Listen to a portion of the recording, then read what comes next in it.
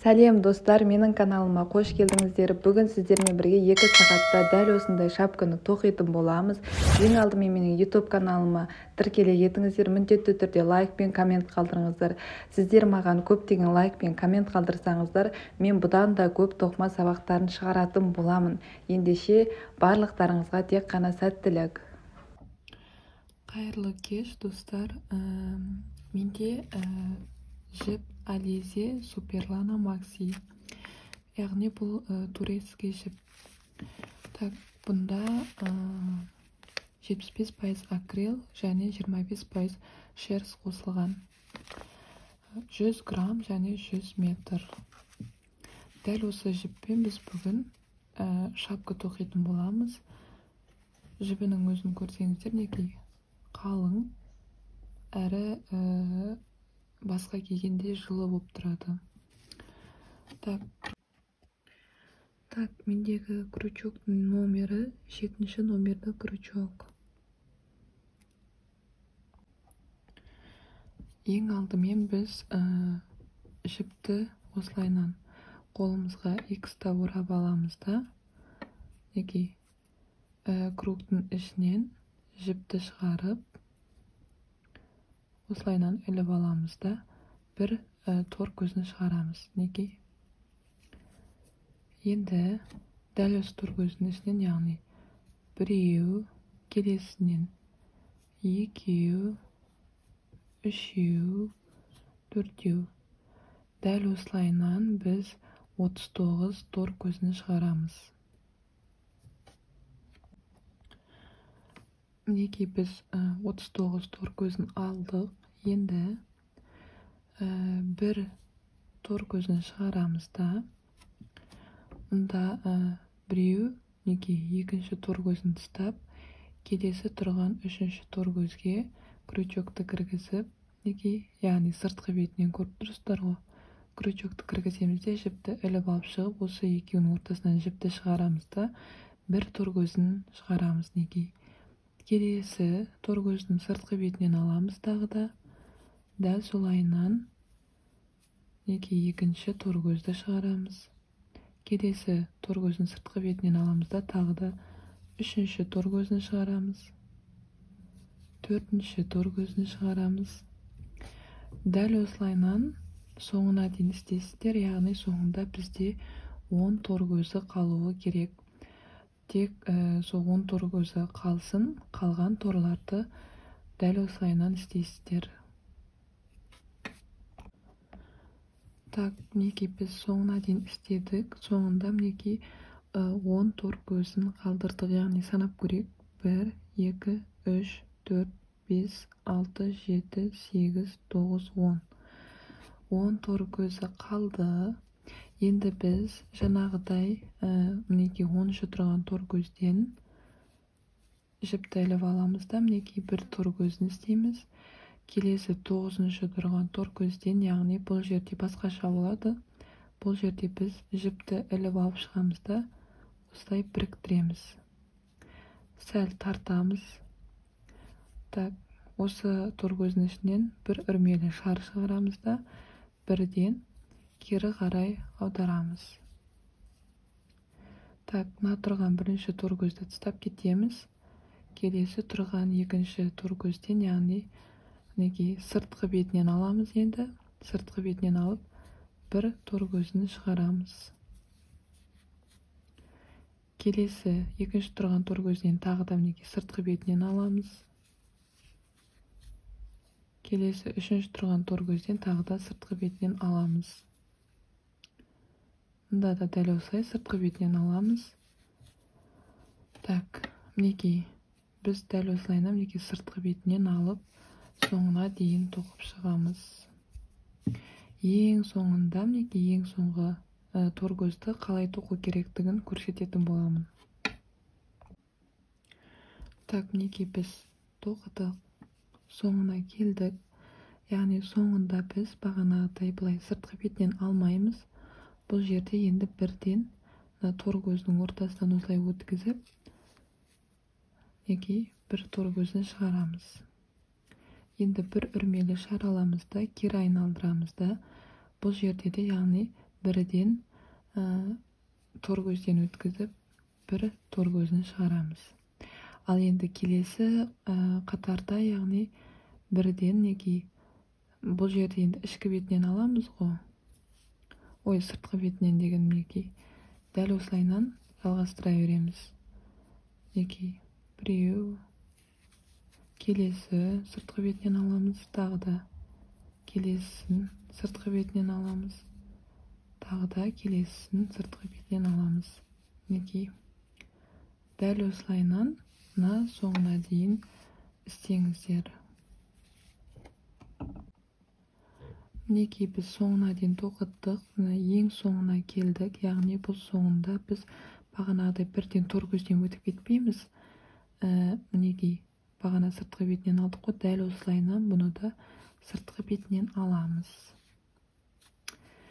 Енді біз 10-шы, 9-шы қатарды істедік қой бағана.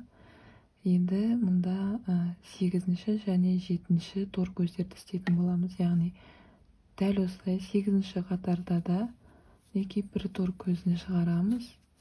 Кейін 7-ші тор көзден бірден жіпті өткіземіз де, тұрған тор көзін ішінен өткізіп жібереміз. Енді бір үрмелі шараламыз да, кейін кері қаратамыз да, тұрған тор көзді тастап кетіп, келесі екінші тұрған тор көздің сыртқы бетінен аламыз. Келесі тұрған тор көздің тағы да сыртқы бетінен аламыз. Келесі тұрған тор көздің тағы да сыртқы бетінен аламыз. Дәл осылайынан соңына дейін жалғастырып істейсіздер. Яғни соңына келгенде жерден бағанағыдай бірден тор көзден өткіземіз. Келесі кері айналдырған кезде тағы да дәл осылай тор көзден өткіземіз де, содан кейінгі тор көздерді, яғни сыртқы бетінен алып өткізе береміз. Кейін тағы да мынандай соңына келген кезде жаңағыдай бірден сыртқы бетінен аламыз да, кейін мұнда 6-шы, 5-ші тор көзді жаңағыдай бірден 6-шы тор көзден тор көз шығарып аламыз біреу. Кейін 5-ші тұрған тор көзден бірден біріктіреміз, жаңағыдай біріктіріп аламыз да, бір үрмелі шараламыз да, кері аударамыз да, жаңағыдай істейміз. Бір тор көз тастап кетіп, келесі тұрған екінші тор көзден сыртқы бетінен алып, дәл осылайынан жалғастырасыздар. Яғни мұнда 1, 2, 3, 4, 5, 6 тор көз қалды. Яғни 6 тор көзін дәл осылайынан соңына дейін істеп шығасыздар. Мен түгел тоқып болдым. Көріп тұрғандарыңыздай, бұл яғни бізде бірінші беті болып саналады. Келесі 2-ші, 3-ші, 4-ші беттерде дәл осылайынан тоқылатын болады. Яғни бұл шапка өте оңай тоқылуы. Сіздерге тағы да бір рет көрсетейін, келесісін қалай тоқу керектігін. Біз мұнда соңына келдік, яғни соңында әдеттегідей бір тор көзін шығарып алдым. Бір үрмелі шараламында тағы да бір тор көзін шығарамын. Келесі тұрған тор көздердің сыртқы бетінен бағанағыдай тағы да осылайынан алып шығамын. Яғни біз сыртқы бетінен түгел аламыз да, тағы да бұл жерде 10 тор көзін қалдырамыз. Түсінікті ғой, осылайынан сыртқы бетінен алып шығамыз бәрінің түгел. Соңына келгенде 10 тор көзін қалдырасыздар.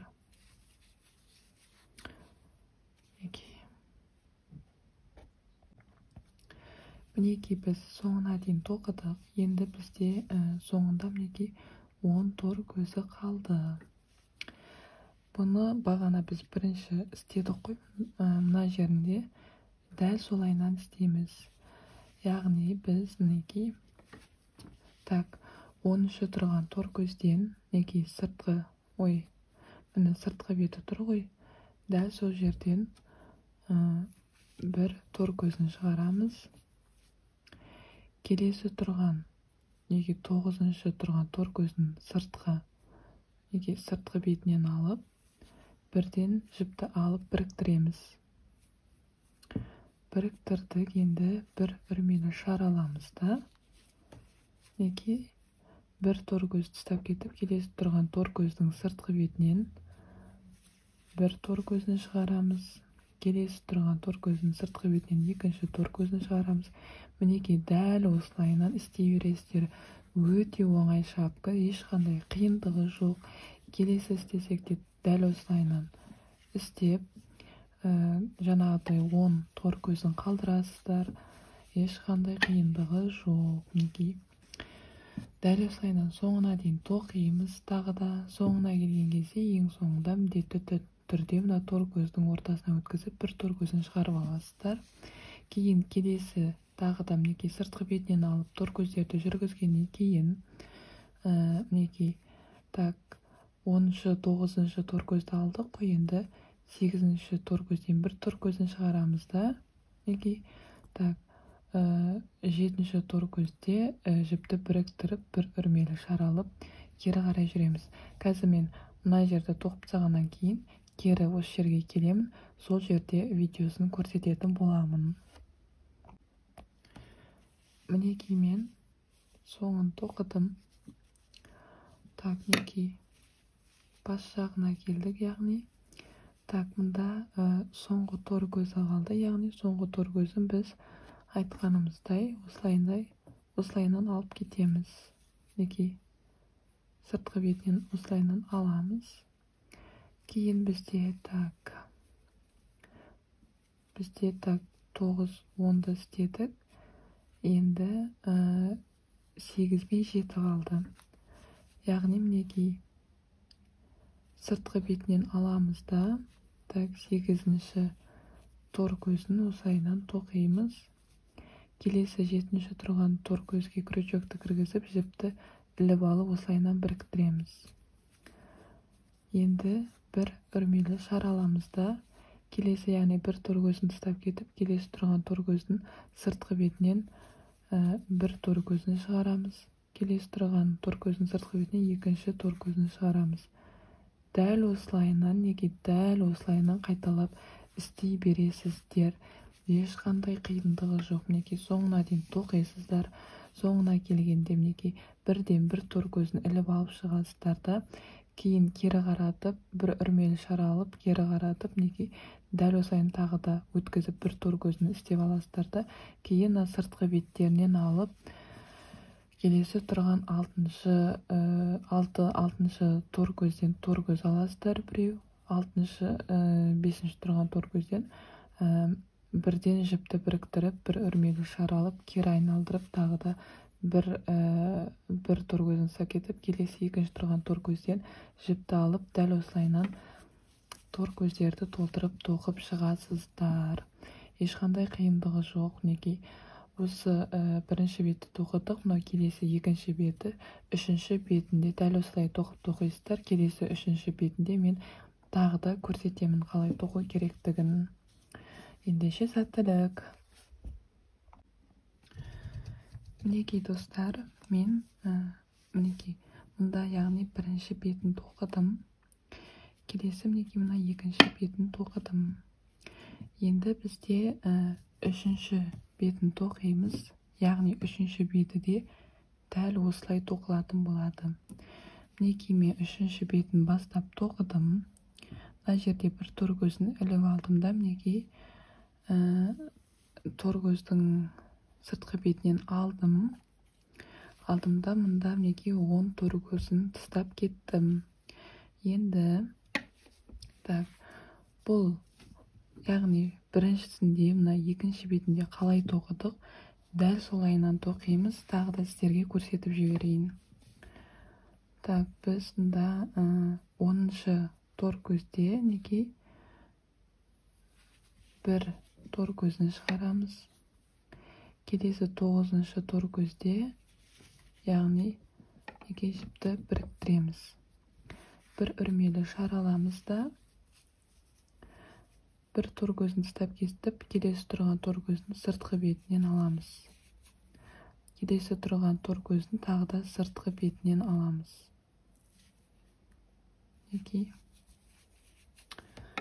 Неге көріп тұрсыздар ғой. Дәл осылайынан соңына дейін істейсіздер. Сыртқы бетінен аласыздар да. Неге?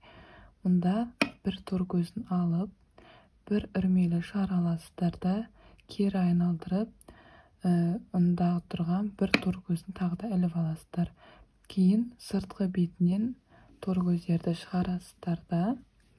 Мұнда неге келесі тұрған 8-ші тор көзден бір тор көзін шығарып, 7-ші тұрған тор көзден жіпті шығарып, бірден біріктіресіздер де, тағы да бір үрмелі шар алып, кері айналдырасыздар да. Неге бір үрмелі шар тастап кетесіздер де, келесі тұрған 2-ші тұрған тор көзден жіпті іліп алып, яғни сыртқы беттерінен тағы да дәл осылайынан тоқып шығасыздар. Неге 3-ші бетін осылай тоқисыздар, келесі тұрған 4-ші бетіне дәл осылайынан тоқитын боласыздар. Көріп тұрғаныңыздай ешқандай қиындығы жоқ. Даже неге жіптің өзі қалың, узордың өзі өте анық, қанық көрініп тұр. Сондықтан да сәттілік достар.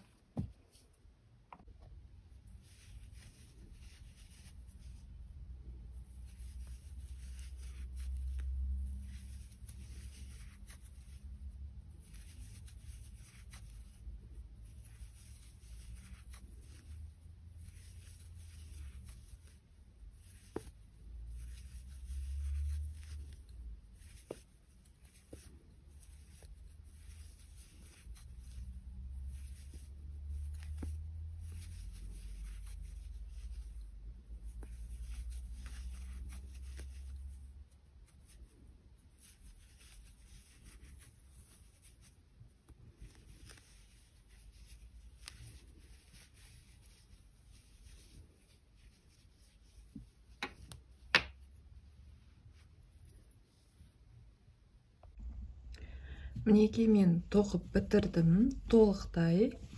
Так, енді сіздерге қанша бет тоқығанымды көрсетейін. Мінеки мынау бізде, кешірім өтінемін, мынау бізде мінеки бірінші бет. Мінеки бірінші бет, көріп тұрсыздар ғой. Бірінші бет тоқылды. Келесі екінші беті тоқылды. Келесі мінеки үшінші бет тоқылды. Төртінші беті тоқылды. 5-ші бет тоқылды, мінеки 6-шы бетін тоқыдым, соңғы бет. Так, яғни сіздерге өздеріңізге басыңыздың көлеміне байланысты, мысалға 4 ию я 5 ию алсаңыздар болады. Так, енді біз оң жақ, теріс жақ, қай жағы ыңғайлы, бәрі бірдей. Мысалға бұл узорда оңы я терісі қатты білінбейді, байқалып тұрғандарыңыздай. Енді келесі біз бұны яғни қосып тоқуымыз керек. Так, қосып тоқуымыз керек, яғни мұнда мінеки. Так, астыңғы жағы бар ғой мінеки. Астыңғы жағына біз мына қатарды тоқыдық, 6-шы қатарды. Енді жібімізді іліп аламыз. Жіпті іліп аламыз да. Так, бірінші тұрған неге? Бұл яғни біз біріншісінде істедік қой, тек сыртқы беттері қалды. Бұл жерде тек сыртқы бет тұрған. Сондықтан да сол сыртқы бетінен ғана алып істейміз. Так, жіпті шығарамыз. Неге? Екеуінен жіп шықты ғой. Енді оны былай өткіземіз. Келесі бізде мінеки. Мұнда бір тор көзінде 2 бет тұрды, ішкі сыртқы. Біз соның мына сыртқы бетінен аламыз. Келесі тұрған неден тор көздің сыртқы беті тоже. Содан алып, жіпті аламыз да, былай өткіземіз. Келесі тұрған жерден дәл осылайынан келесі жіпті аламыз да, дәл осылайынан өткіземіз. Неге? дәл осылайынан мына басына дейін тоқисыздар. Мінекей мен соңына дейін тоқыдым. Көріп тұрғандарыңыздай енді кішкене ұзындау жіп алып алам, себебі мына төбесін жабу үшін. Кішкене ұзындау жіп аламын да, кесіп тастаймын да, мына жіпті осылайынан өткізіп аламыз. Кейін енді біз төбені бүтеу үшін, яғни әр тордың көздерінен өткіземіз. Жақындап өткізгеніміз өзімізге жақсы. Себебі арасы ашылып қалмау үшін. Осылай өткіземіз. Келесі тұрған тор көздің келесінің ішінен осылай өткіземіз. Мына тұрған жерінен өткіземіз. Кейін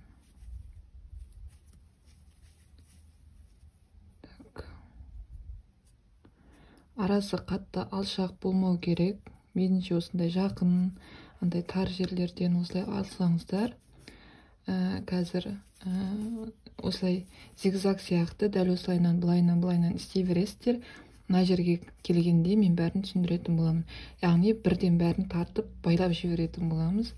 Сондықтан мына жерге дейін істеңіздер. Мінекей мен соңына дейін істедім. Көріп тұрғандарыңыздай.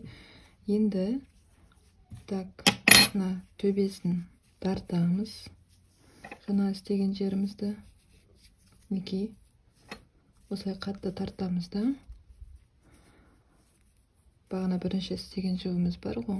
Сонымен мықтап тұрып байлап тастаймыз. Осы жіппен мықтап тұрып байлаймыз да. Артығын кесіп тастаймын. Енді мына қалған жіптерді білдіртпей былай арасына кіргізіп жібересіздер. Менде мінекей осындай шапка дайын болды. Былай ауыстырып көрсетейін сіздерге. Жаңағы тоқығанның мінекей. Міне шет жағы көрініп тұр уже. Байқап тұрсыздар ма? Узордың өзі әдемі, шапканың өзі қалың, төбесінің өзі біріккен. Тез бар жоғы 2 сағатта тоқылатын дәл осы шапканы өзіңіз тоқып, мінекей сатсаңыз да болады. Көріп тұрғандарыңыздай, мінекей ерекше, әдемі, әрі басқа келгенде жылы. Менің YouTube каналыма тіркеліп, лайк баса кетіңіздер, комментарий жаза кетіңіздер. Мен міндетті түрде сіздерге жауап қайтарамын.